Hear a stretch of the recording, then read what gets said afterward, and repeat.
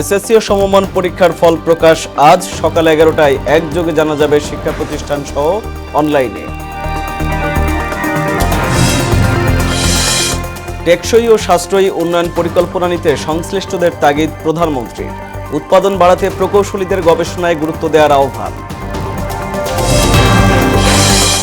মামলা জটে অসহায় সাধারণ বিচার প্রার্থীরা, আদালতের বারান্দায় ঘুরে নিঃস্ব হচ্ছেন অনেকেই।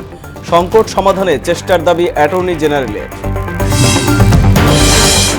এবং ভারত নয়, আওয়ামী লীগের ক্ষমতার উৎস জনগণ, বললেন কাদের। দেশ চালাচ্ছে অদৃশ্য শক্তি, দাবি ফখরুলের।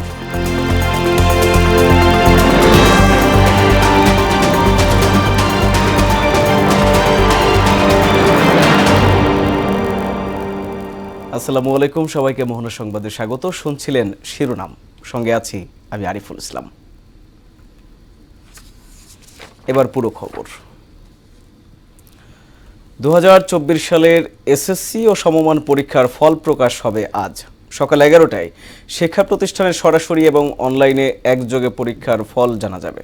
এর আগে সকাল 10টায় আনুষ্ঠানিকভাবে প্রধানমন্ত্রী শেখ হাসিনার কাছে ফলাফল হস্তান্তর করবেন শিক্ষামন্ত্রী মহিবুল হাসান চৌধুরী সহ শিক্ষা সংশ্লিষ্টরা। এসএমএস-এর মাধ্যমে ফল জানতে মোবাইলের মেসেজ অপশনে গিয়ে ইংরেজিতে এসএসসি টাইপ করে বোর্ডের নামের প্রথম 3 অক্ষর এবং রোল ও পরীক্ষার সাল লিখে পাঠাতে হবে 16222 নম্বরে। এবার এসএসসি ও সমমান পরীক্ষায় অংশ নেয় 16,06,000-এরও বেশি শিক্ষার্থী। পরিবেশ বান্ধব, টেকসই ও সাশ্রয়ী উন্নয়ন পরিকল্পনা নিতে সংশ্লিষ্টদের তাগিদ দিয়েছেন প্রধানমন্ত্রী শেখ হাসিনা। এক্ষেত্রে মানুষের কল্যাণের বিষয়টিকে অগ্রাধিকার দেওয়ার নির্দেশ দিয়েছেন তিনি। শনিবার আইইবির 61তম কনভেনশনের উদ্বোধন অনুষ্ঠানে এসব কথা বলেন সরকার প্রধান। উৎপাদন বাড়াতে গবেষণায় গুরুত্ব দিয়ে প্রকৌশলীদের উদ্ভাবনী শক্তি দেশের কাজে লাগানোর আহ্বানও জানান তিনি। রিপোর্ট করেছেন নাসির উদ্দিন।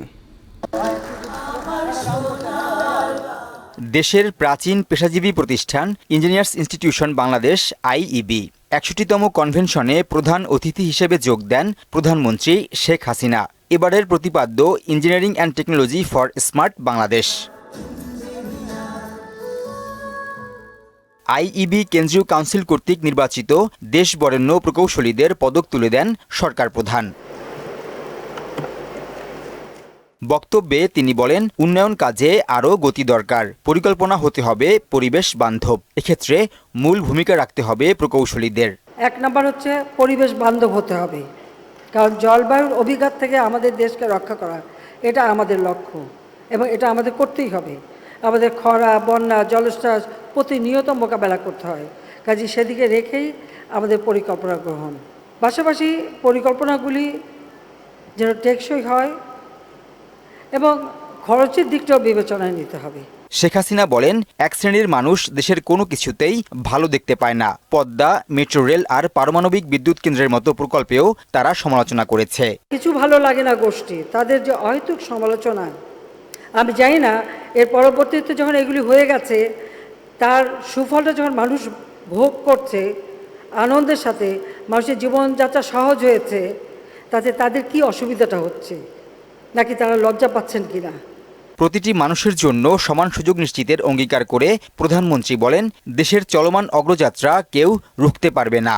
আরও অল্প খরচে এই যে সাধারণ মানুষগুলি, তাদের জন্য একটি স্বাস্থ্যকর সুন্দরভাবে বসবাস করতে পারে, সেটা আরও কিভাবে করতে পারে, যদি কোনো পরামর্শ দিতে পারেন অবশ্যই দেবেন। কারণ শুধু বিত্তশালীরা ভালো ভালো ফ্ল্যাটে থাকবে, আমি চাই আমার রিক্সাওয়ালারাও ফ্ল্যাটে থাকবে, দিনমজুরও ফ্ল্যাটে থাকবে, সাধারণ খেটে খাওয়া মানুষও ফ্ল্যাটে থাকবে। উৎপাদন বাড়ানোর জন্য গবেষণায় গুরুত্ব দিতে বলেন সরকার প্রধান। কৃষি উৎপাদন যদি আমরা 2 গুণ 3 গুণ বাড়াতে চাই, তাহলে যান্ত্রিকীকরণ আমাদের করতেই হবে। নাসির উদ্দিন, মোহনা সংবাদ, ঢাকা। 2 যুগ উচ্চ আদালতে ঘুরেও বিচার পাচ্ছেন না লাখ লাখ মানুষ। দিন শেষে জুটছে নতুন তারিখ আর ফাঁকা হচ্ছে পকেট। আইনজীবীরা বলছেন, সরকার ও বিচার বিভাগের সদিচ্ছায় মামলা জটের বিড়ম্বনা থেকে নিস্তার পাওয়া সম্ভব। আর attorney general am Amin Uddin জানালেন, মামলা জট নিরসনে প্রধান বিচারপতির নির্দেশ বাস্তবায়নে কাজ চলছে। মামলা জট নিয়ে রেজা খানের 3 পর্ব ধারাবাহিক প্রতিবেদনের আজ দ্বিতীয় কিস্তি। দেশের সর্বোচ্চ আদালত, মানুষের আশা ভরসার শেষ আশ্রয়স্থল, অথচ ন্যায় বিচারের আশায় এখানেই বছরের পর বছর ধর্ণা দিচ্ছেন হাজারো মানুষ। দিন শেষে ফাঁকা হয় পকেট, আর জোটে কেবল তারিখ ও ভোগান্তি। 2001 সাল থেকে হিসেব করা কয় বছর, 23 বছরের মামলার কোনো নিষ্পত্তি পাইনি। আজকে অর্ধেক শুনানি হয়, আবার 6 মাস পর একটা শুনানি হয়। বিপক্ষের উকিল তো ব্যারিস্টার, ও মামলার উপরে ইংলিশ জারি দিয়ে রাখছে, কোর্টে উৎপারি দেয় না। মামলা চালাতে অর্থনৈতিক ক্ষতির পাশাপাশি কর্মজীবনও পড়েছে হুমকিতে। এতে চোখে এখন সর্ষে ফুল দেখছেন তারা। আসি, উকিলের টাকা দিই, চলে যাই। মানে আজকে কিছুই হলো না, টাকা দিলাম, শেষ। আবার এক সপ্তাহ পর এসে আবার নতুনভাবে টাকা দিতে হবে। 3.5 লাখ টাকা উঠাইতে লাগ গেছে এই পর্যন্ত। যে জায়গায় যাবেন আপনি সেই জায়গায় পয়সা ছাড়া কোনো কাজ নাই। মামলা জট নিরসনে পর্যাপ্ত বিচারক নিয়োগের পাশাপাশি সরকার ও বিচার বিভাগের সদিচ্ছা প্রয়োজন বলে মনে করেন সুপ্রিম কোর্টের আইনজীবীরা। অনেক সময় দেখা যায় যে উপরে চাপ থাকে, যার ধরুন এটা আইন বিচারকের ইচ্ছা থাকলেও করতে পারে না। সরকারের সদিচ্ছা থাকতে হবে, বিচারকদের চেষ্টা থাকতে হবে। রাষ্ট্রের সর্বোচ্চ আইন কর্মকর্তা জানালেন, প্রধান বিচারপতির নির্দেশে পুরনো মামলা নিষ্পত্তি চলছে। মামলা জট কমাতে উন্নত বিশ্বের মতো বিকল্প বিরোধ নিষ্পত্তির ব্যবস্থা চালুর জোর দেন তিনি। পুরনো মামলা যতগুলোই আছে সবগুলো শেষ হচ্ছে সিরিয়ালি মাননীয় প্রধান বিচারপতি মহোদয়ের নির্দেশে এবং ওনার যে নির্দেশনা অনুযায়ী প্রতি বেঞ্চ ওনার শুনানি করছে। মামলা জট নিরসনের জন্য বিকল্প বিরোধ যে ব্যবস্থাটা আছে নিষ্পত্তির, সেই নিষ্পত্তির যদি মানুষ আগ্রহী হয়, মানুষকে যদি আগ্রহী করা যায় তাহলে ভালো হয়। বিচারক সংকট নিরসন একটি চলমান প্রক্রিয়া। এ ব্যাপারে সকল উদ্যোগ অব্যাহত আছে বলেও জানান অ্যাটর্নি জেনারেল। এটা চলমান প্রক্রিয়া, বিচারকের সংখ্যা যখন যেটা প্রয়োজন সেই অনুযায়ী বাড়ানো হয়। রেজা খান, মোহনা সংবাদ, ঢাকা। ডলারের দাম 7 টাকা বৃদ্ধিতে নতুন করে মূল্যস্ফীতি হবে কিনা এমন প্রশ্ন এড়িয়ে গেলেন অর্থমন্ত্রী। শনিবার রাজধানীতে এক অনুষ্ঠান শেষে প্রশ্ন শুনে গণমাধ্যমের সঙ্গে কথা না বলে চলে যান তিনি। অনুষ্ঠানে মন্ত্রী স্বচ্ছতা ও জবাবদিহি নিশ্চিতে আন্তর্জাতিক মান ও উন্নয়ন সহযোগীদের চাহিদা অনুযায়ী অডিটরদের কাজ করার তাগিদ দেন। রেজা খানের আরও একটি রিপোর্ট। 1973 সালের 11 মে সাংবিধানিক প্রতিষ্ঠান হিসেবে যাত্রা শুরু করে Bangladesh comptroller and auditor general কার্যালয়। 51তম প্রতিষ্ঠাবার্ষিকী উদযাপনে কাকরাইল অডিট ভবনে আয়োজিত অনুষ্ঠানে জানানো হয়, এ উপলক্ষে 3 দিন দেশের 610টি কার্যালয় থেকে বিশেষ সেবা দেয়া হবে। আমাদের যে বাজেট আছে, আমাদের যে জনবল আছে, আমাদের যে কাঠামো আছে, এর মধ্যে আমরা আরো অনেক বেটার সার্ভিস দিতে পারি। চতুর্থ শিল্প বিপ্লবের এই যুগে পরিবেশ ও আইটি অডিটের বিকল্প নেই বলে জানান সরকারি হিসাব সম্পর্কিত সংসদীয় স্থায়ী কমিটির সভাপতি। চতুর্থ শিল্প বিপ্লবের যুগে আইটি অডিটের বিকল্প নেই, তাই এই কার্যালয়কে দক্ষ করার লক্ষ্যে পর্যাপ্ত প্রশিক্ষণের ব্যবস্থা গ্রহণ করা জরুরি। জনগণের অর্থের অপচয় ও দুর্নীতি বন্ধে আন্তর্জাতিক মানের সঙ্গে উন্নয়ন সহযোগীদের চাহিদা অনুযায়ী কাজ করতে কর্মকর্তাদের নির্দেশ দেন অর্থমন্ত্রী। আন্তর্জাতিক মানদণ্ড অনুসরণ এবং উন্নয়ন সহযোগীদের চাহিদা পূরণে হিসাব ব্যবস্থার সংস্কার প্রয়োজন। অনুষ্ঠান শেষে ডলারের দাম 7 টাকা বৃদ্ধির প্রভাবে মূল্যস্ফীতি দেখা দেবে এমন প্রশ্নের উত্তর না দিয়েই চলে যান আবুল হাসান মাহমুদ আলী। স্যার বাড়বে, এটা এই বিষয়ে কে বললো? স্যার বাড়বে, অর্থনীতিবিদরা বলছে, পরে আলোচনা। স্যার রেজা খান, মোহনা সংবাদ, ঢাকা। ভারতের সঙ্গে শত্রুতা করে বিএনপি যে অবিশ্বাসের দেয়াল তৈরি করেছিল, প্রধানমন্ত্রী শেখ হাসিনা ক্ষমতায় এসে তা ভেঙে দিয়েছেন বলে জানালেন আওয়ামী লীগ সাধারণ সম্পাদক ওবায়দুল কাদের। শনিবার বিকেলে রাজধানীর মোহাম্মদপুরে এক শান্তি সমাবেশে তিনি এও বলেন, ভারত নয়, আওয়ামী লীগ সরকারের ক্ষমতার উৎস এদেশের জনগণ। রিপোর্ট করেছেন উষা ফেরদৌস। মোহাম্মদপুরের গজনবী রোডে শান্তি সমাবেশের আয়োজন করে ঢাকা মহানগর উত্তর আওয়ামী লীগ। এতে দলের জ্যেষ্ঠ নেতারা বলেন, যে রাজনৈতিক দল দেশের শান্তি ও উন্নয়নের বিপক্ষে অবস্থান নেয় তাদের সম্পর্কে সতর্ক থাকতে হবে। পরাশক্তিরা শেখ হাসিনাকে বাদ দিয়ে ওদের কোন স্বপ্ন বাস্তবায়ন করতে পারবে না। এই দেশ বঙ্গবন্ধুর বাংলাদেশ, এই বাংলাদেশ শেখ হাসিনার বাংলাদেশ আমরা আপনাকে শুধু দেখাতে চাইছি। প্রধান অতিথির বক্তব্যে দলের সাধারণ সম্পাদক ওবায়দুল কাদের বলেন, ভারতের সঙ্গে শত্রুতার মাধ্যমে দেশের ক্ষতি করেছে বিএনপি, আর শেখ হাসিনা সে অবিশ্বাসের দেয়াল ভেঙে দিয়েছে। এই বিএনপি ভারতের সঙ্গে শত্রুতা সৃষ্টি করে সংশয় অবিশ্বাস সৃষ্টি করেছিল। শেখ হাসিনা এসে এ সংশয় সন্দেহের অবিশ্বাসের দেওয়াল ভেঙে দিয়েছেন। শেখ হাসিনার শক্তির উৎস এই দেশের মানুষ। ওবায়দুল কাদের বলেন, মার্কিন কূটনীতিক ডোনাল্ড লু ঢাকায় আসছেন শেখ হাসিনার সঙ্গে সম্পর্ক এগিয়ে নিতে, বিএনপির স্বপ্ন পূরণের জন্য নয়।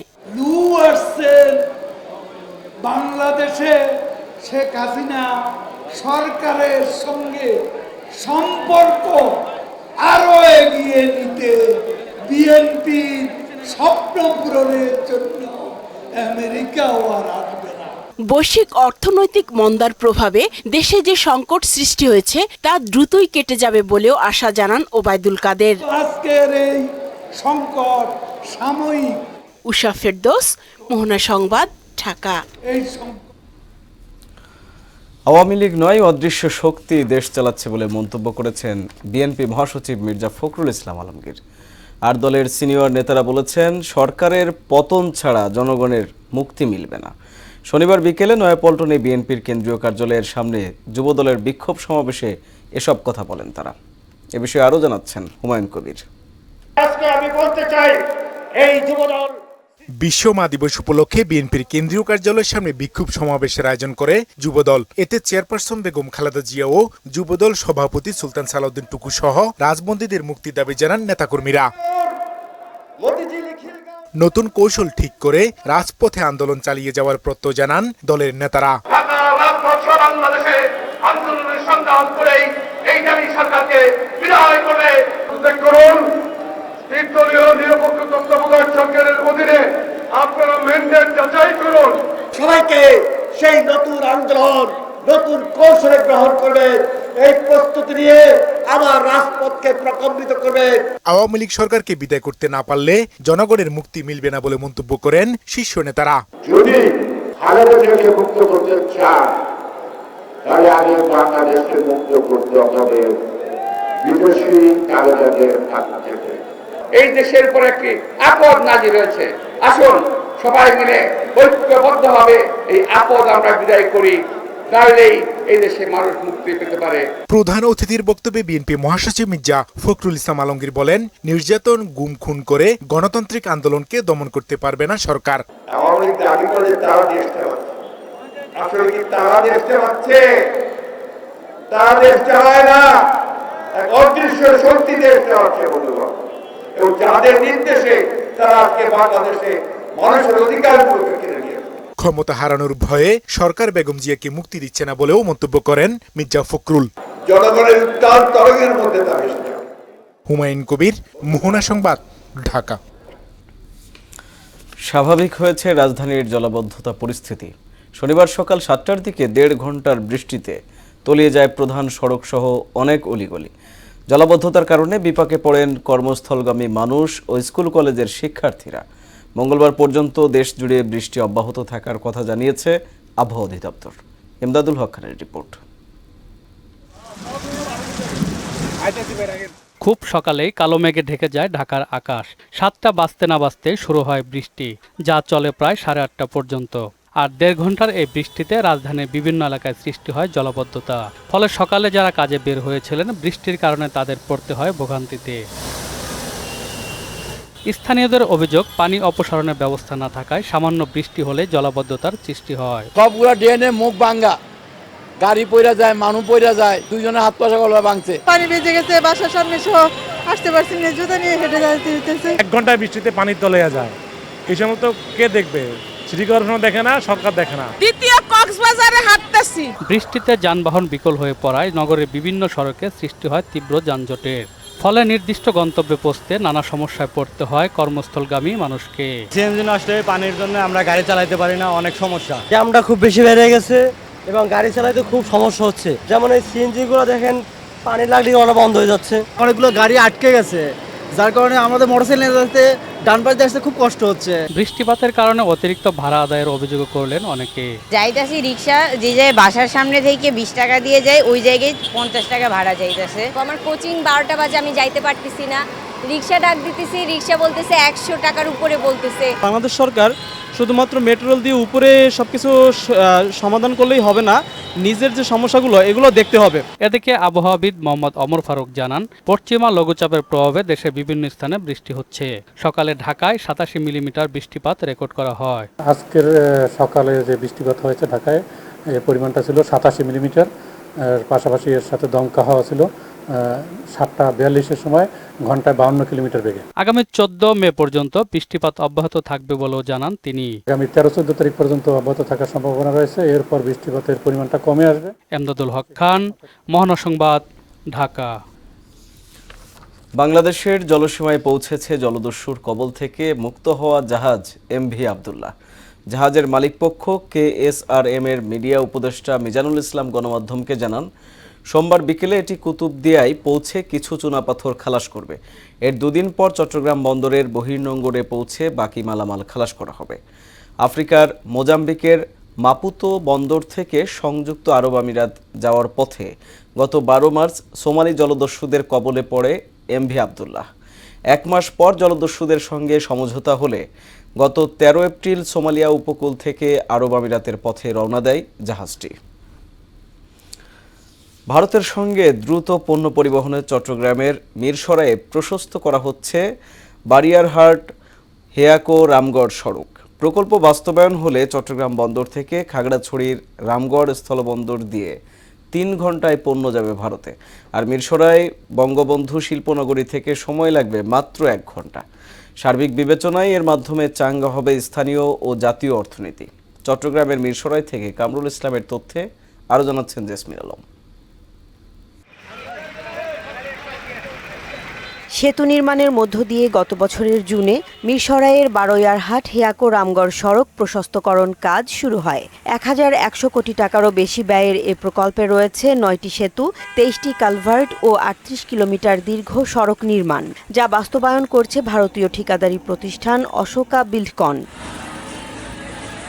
কাজ শেষ হলে ঢাকা থেকে রামগড়ের যোগাযোগও সহজ হবে। আর রামগড় স্থলবন্দর হয়ে চট্টগ্রাম সমুদ্র বন্দর থেকে মাত্র 3 ঘন্টায় ট্রান্সশিপমেন্টের মাধ্যমে পণ্য যাবে ভারতে। বঙ্গবন্ধু শেখ মুজিব শিল্পনগরীতে উৎপাদিত পণ্যও খুব সহজে ভারতে রফতানি করা যাবে। এলাকার মান উন্নয়ন অনেক ভালো হবে এবং এলাকার জীবন জীবিকা অনেক উন্নত হবে। ইন্ডিয়া যদি আমাদের যদি যেতে হয়, তাহলে আমরা এখান থেকে আমরা অন্ততপক্ষে এক্সিট ইন হতে পারবো। তাহলে এটা আমাদের জন্য বিশাল একটা সুবিধা। ভারতে যাওয়ার জন্য 3 ঘন্টার মধ্যে যে কোনো পণ্য সহজে আনা নেওয়া করা যাবে। এতে আমাদের সময় এবং পরিবহন খরচ দুইটাই বাঁচবে। পণ্যবাহী গাড়ি যাতে সুবিধা হবে, সবার জন্য সুবিধা হবে, মানুষের জন্যই সুবিধা হবে। মিরসরাই অর্থনৈতিক অঞ্চল ও চট্টগ্রাম বন্দরের পাশাপাশি মাতারবাড়ি গভীর সমুদ্র বন্দরের কাজে এ সড়ক গুরুত্বপূর্ণ হয়ে উঠবে। বন্দরকে ঘিরে এখানে বিশাল একটা কর্মযজ্ঞ এই এলাকায় গড়ে উঠবে। ফলে অত্র এলাকার যে মানুষের যে কর্মসংস্থান, ব্যবসা বাণিজ্য, এগুলো অনেক সম্প্রসারিত হবে বলে আমি আশা করি, যেটা বাংলাদেশের অর্থনীতিতে একটা গুরুত্বপূর্ণ একটা অবদান রাখতে পারে ভবিষ্যতে। এ প্রকল্পে বাংলাদেশের অর্থায়ন 513 কোটি 7 লাখ টাকা, বাকি 594 কোটি 7 লাখ টাকা ঋণ সহায়তা দিচ্ছে ভারত সরকার। জেসমিন আলম, মোহনা সংবাদ। ক্রেতা বিক্রেতার হাক ডাকে এখন মুখর ব্রাহ্মণবাড়িয়ার আশুগঞ্জ ধানের মোকাম। প্রতি বছরই সুনামগঞ্জ, কিশোরগঞ্জ সহ বিস্তীর্ণ হাওড় অঞ্চল থেকে কৃষকরা নতুন ধান নিয়ে আসেন এ মোকামে। চলতি মৌসুমে ফলন ভালো হওয়ায় ধানের আমদানিও বাড়ছে। এবার ফসলটি ন্যায্য দাম পাওয়ার আশাও করছেন তারা। আশুগঞ্জ থেকে তসলিম আহমেদের তথ্যে আরও জানাচ্ছেন শারমিন স্বর্ণা। দেশের অন্যতম বৃহৎ ধানের বাজার ব্রাহ্মণবাড়িয়ার আশুগঞ্জ মোকাম। এখানে প্রতিদিন গড়ে 1 লাখ টন ধান বিক্রি হয়। চলতি ইরি বোরো মৌসুমের শুরুতেই মোকামে আসতে শুরু করেছে নতুন বোরো ধান। সুনামগঞ্জ, মৌলভীবাজার, হবিগঞ্জ, ব্রাহ্মণবাড়িয়া সহ বিভিন্ন এলাকার ধান এ মোকামে আসে। সকাল থেকে দুপুর পর্যন্ত চলে বেচাকেনা। BR 28 ও বোরো ধান BR 29 বিক্রি হচ্ছে বেশি। তবে চালকল মালিকরা বলছেন বর্তমান বাজার দরে সরকারি খাদ্য গুদামে চাল দিতে সমস্যা হবে না। মিল মালিকদের এখন যে বর্তমান যে বাজার দর ধানের বর্তমানে ক্রাশিং করলে মিল মালিকের কিছুটা প্রফিট হয়। এলাকাটা খুব ফলন সুন্দর হয়েছে এবং ভালো হয়েছে। মিঠাবন থেকে আমি ধান নিয়ে আসছি আশাগঞ্জ, বিক্রি করতেছি এবং বিক্রিও ভালো হইতেছে।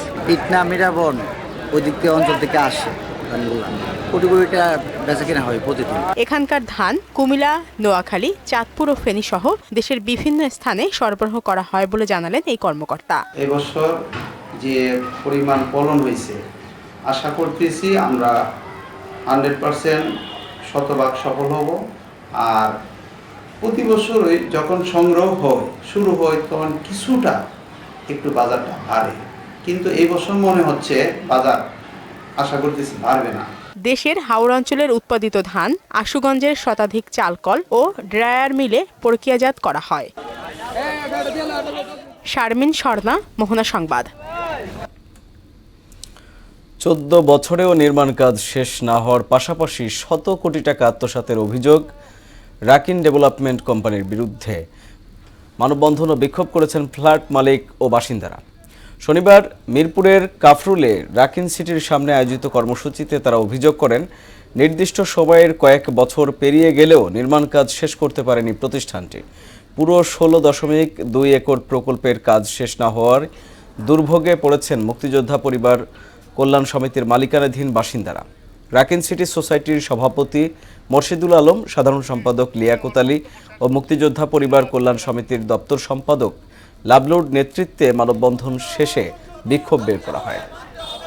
আমরা মাত্র 9 মাসে দেশ স্বাধীন করেছি, কিন্তু 14 বছরেও আমরা আমাদের আবাসন স্থলটা রাকিনের কাছ থেকে আমরা আদায় করতে পারিনি। মানবতার জীবন যাপনের দিকে ঠেলে দিয়ে তারা অন্যত্র সরে যাওয়ার পায়তারা করছে। দেয়ালে ফিট ঠেকার কারণে আমরা এখানে এসেছি এবং বাধ্য হয়েছি। রাকিন ডেভেলপকে হুঁশিয়ার করে দিতে চাই, 1 মাসের মধ্যে যদি অসম্পূর্ণ কাজ না করে দেয় আমরা কিন্তু আর ঘরে বসে থাকবো না।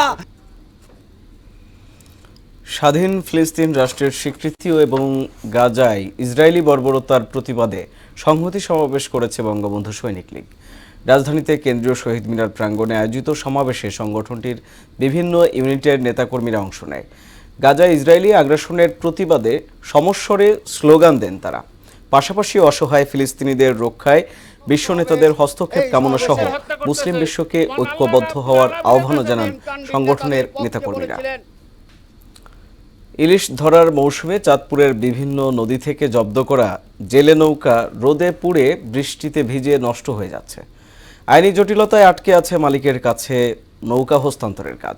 প্রশাসন বলছে আইনি প্রক্রিয়ার বাইরে গিয়ে নৌকা মালিককে নৌকা দেওয়ার কোনো সুযোগ নেই। চাঁদপুর থেকে রফিকুল ইসলাম বাবুর তথ্যে আরও জানাচ্ছেন শারমিন স্বর্ণা। ইলিশের উৎপাদন বাড়ানোর লক্ষ্যে প্রতি বছর মার্চ এপ্রিল 2 মাস চাঁদপুরের অভয়াশ্রম এলাকায় জেলা টাস্কফোর্স অভিযান পরিচালনা করে। অভিযানে অবৈধভাবে নদীতে মাছ ধরতে আসা জেলেদের আটক ও তাদের নৌকা জব্দ করা হয়। আমরা নদীতে চুরি করে মাছ ধরতে নামছিলাম ফেরত জ্বালায়, তারপরে আমরা প্রশাসন ধরে নিয়ে আইছে, নেওয়ার পরে আমরা জেল কাটছি 2 মাস। জেল কাটার পরে আমরা নাওজন উঠে আইছি, আইনা মামলা দিছে, 2 মাস আমগরে সাজা দিছে জেল খাইটা। এখন আইলাম আবার বড় নৌকা দেখতাম, আইলাম নৌকা যে নিমু অবস্থা কিছুই নাই। এবছর 2 মাসের অভিযানে জেলা টাস্কফোর্স 300টি মাছ ধরার নৌকা জব্দ করে। এসব নৌকা বর্তমানে কোস্টগার্ড ও নৌ পুলিশের হেফাজতে রয়েছে। জেলা টাস্কফোর্স নির্দিষ্ট সময়ের মধ্যে এসব নৌকা নিলামে বিক্রি করা হয়ে থাকে। আর নৌ পুলিশের হেফাজতে থাকা নৌকা আদালতের নির্দেশের পর মালিক নিতে পারেন। আইনের জটিলতার কারণে আমরা কোনো কিছু করতে পারি না। আমগো এই নৌকা যদি সরকার কোন রকমের কি সহযোগিতা করিয়া আইনি প্রক্রিয়া শেষে জব্দ নৌকাগুলো আদালতের নির্দেশনা মেনে ব্যবস্থা নেওয়া হবে বলে জানিয়েছেন চাঁদপুর নৌ থানার পুলিশ। 2 মাসের অভিযানে আমরা অসংখ্য জেলেকে আমরা গ্রেফতার করেছি এবং অনেক নৌকা জব্দ করেছি। মৎস্য অভিযানে যেসব জলযান ও নৌকা জব্দ করা হয়েছে সেগুলো পরবর্তী নিষ্পত্তির জন্য কার্যক্রম চলমান বলে জানিয়েছেন উপজেলা নির্বাহী কর্মকর্তা। বাংলাদেশ কোস্টগার্ড, নৌ পুলিশ কিংবা অন্যান্য আইন শৃঙ্খলা বাহিনীর সদস্যদের জিম্মায় যে জলযান বা নৌকাগুলো রক্ষিত রয়েছে সেগুলো নিষ্পত্তির কার্যক্রম চলমান আছে। জব্দ করা নৌকাগুলো ফেরত পাওয়ার আইনি প্রক্রিয়া আরও সহজ করার দাবি ভুক্তভোগী নৌকা মালিকদের। শারমিন স্বর্ণা, মোহনা সংবাদ। দক্ষিণাঞ্চলের পটুয়াখালীতে বাড়ছে পান চাষ। টানাপোড়েনের সংসারকে সচ্ছল করতে জেলার নারীরাও এতে এগিয়ে আসছেন। সরকারি সহায়তা পেলে পানের আবাদ আরও বাড়বে বলেও মনে করেন তারা। পটুয়াখালী থেকে সোহাগ রহমানের তথ্যে আরও জানাচ্ছেন আফরিন পপি। বঙ্গোপসাগরের কোল ঘেঁষা সর্বদক্ষিণের জেলা পটুয়াখালী। বহুকাল ধরে জেলার উপকূলীয় এলাকায় পান চাষ করে জীবিকা নির্বাহ করে আসছেন স্থানীয়রা। কিন্তু জলবায়ু পরিবর্তন আর নানা প্রাকৃতিক দুর্যোগ বেড়ে যাওয়ায় এখন পূর্বপুরুষের এ ধারা ছেড়ে অন্য পেশায় ঝুঁকছেন তারা। তবে পারিবারিক সচ্ছলতা টিকিয়ে রাখতে গলাচিপা উপজেলার ফুলবাড়িয়া ইউনিয়নের পাতাবুনিয়া গ্রামের মতো জেলার অসংখ্য নারী ধরে রেখেছেন এই হাজার বছরের ঐতিহ্য। আমরা একটু এই বর দিছি, তা নিয়ে একটু আসি কোনো মোটামুটি কায়দায়। আমরা একটা বর করছি, করি আল্লাহর রহমতে এখন ভালোই আছি। পান চাষ করে অনেকেই লাভবান হয়েছে, ভবিষ্যতে আরো হইবে, এইটার উপরে অনেকেই এখন গুরুত্ব দিয়েছে। আমি আমার সন্তানাদি নিয়ে এই বরে কাজ করি, তাহলে আমাদের দেখা গেছে একটু বেকার সমস্যাটাও দূর হয়, আবার নিজের খরচাটা নিজেই করতে পারি। সরকার যদি আমাকে একটু সাহায্য করতে, তাই বড় করে বর দিতাম, ছেলে সন্তানরাই ভালো সুখীভাবে খাইতে।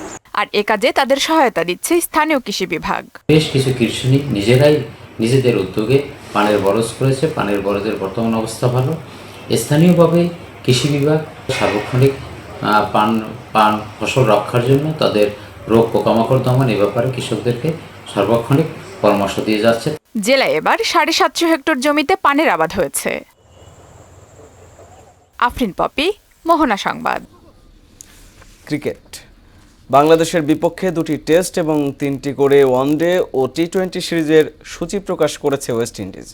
আগামী 22 নভেম্বর অ্যান্টিগা অ্যান্ড বারবুডার স্যার ভিভিয়ান রিচার্ডস স্টেডিয়ামে টেস্ট ম্যাচ দিয়ে শুরু হবে বাংলাদেশের ক্যারিবীয় সফর। 30 নভেম্বর জ্যামাইকার সাভাইনা পার্কে গড়াবে দ্বিতীয় টেস্ট। সিরিজটি আইসিসি টেস্ট চ্যাম্পিয়নশিপের অংশ। এরপর সেন্ট কিটসে 3টি ওয়ানডে হবে 8, 10 ও 12 ডিসেম্বর। আর 15, 17 ও 19 ডিসেম্বরে সেন্ট ভিনসেন্টে হবে টি-20 ম্যাচ।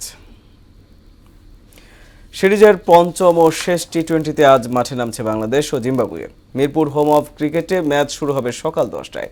টানা 4 ম্যাচ জিতে আগেই সিরিজ ঘরে তুলেছে স্বাগতিকরা। এবার লক্ষ্য প্রতিপক্ষকে হোয়াইট ওয়াশ করার। বিপরীতে রোডেশীয়দের লক্ষ্য সান্ত্বনার জয়।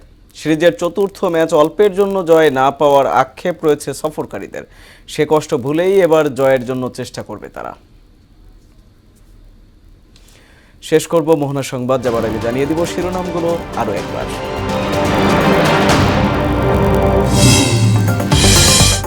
এসএসসি ও সমমান পরীক্ষার ফল প্রকাশ আজ সকাল 11টায়। একযোগে জানা যাবে শিক্ষা প্রতিষ্ঠান সহ অনলাইনে। টেকসই ও সাশ্রয়ী উন্নয়ন পরিকল্পনা নিতে সংশ্লিষ্টদের তাগিদ প্রধানমন্ত্রীর।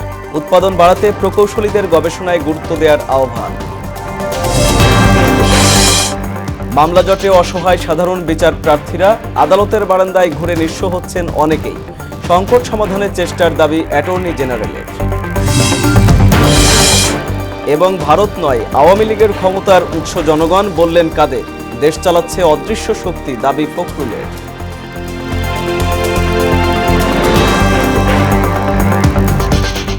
এই ছিল মোহনা সংবাদ। এছাড়া মোহনার সবশেষ খবর জানতে ভিজিট করুন www.mohana.tv। সংবাদ দেখতে পারেন ফেসবুক, ইউটিউবে। এতক্ষণ সঙ্গে থাকার জন্য ধন্যবাদ।